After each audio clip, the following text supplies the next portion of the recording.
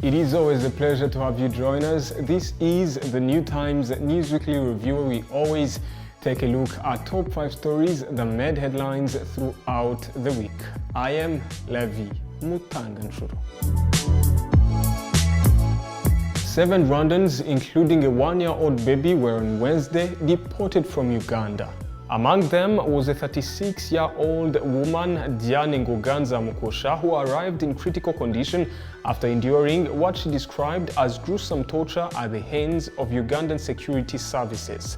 Illegal detention of Rwandan nationals in Uganda is one of the issues at the heart of strained relations between the two neighbors, others being Kampala's alleged support to anti-Kigali militia groups and economic sabotage.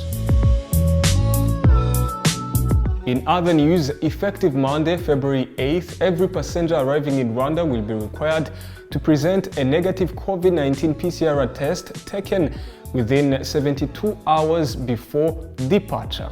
Additionally, according to this week's cabinet meeting resolutions, all arriving passengers must self-quarantine for 7 days and take a free-of-charge PCR test at the end of this period. Explaining the reason behind the change, Minister of Health Dr. Daniel Ngamije said that the move is in bid to prevent a surge in COVID-19 infections detected among arriving passengers. The government reassured the public on COVID-19 vaccine safety.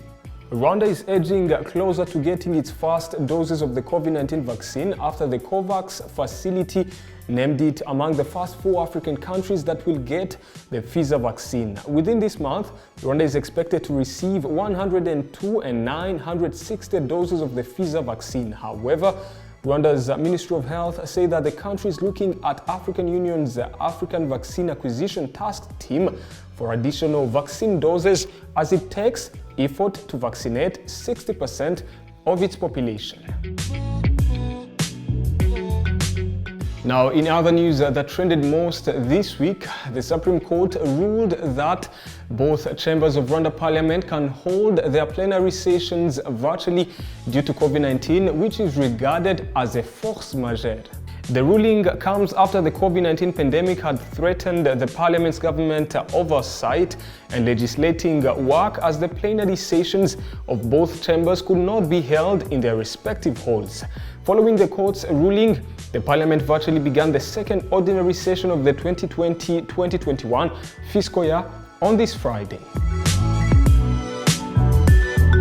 As we wind up, organizers of Miss Rwanda 2021 have announced that the competition will be held in a bubble. According to organizers, contestants will be required to submit their videos with specific requirements, which judges will review, and then, based on the theme of beauty, brain and culture, select contestants who meet the criteria. The contestants who will make it through from the auditions and the entire organizing team will be subjected to a PCR COVID-19 test and then put in a bubble where all the next phases will be held till the grand finale.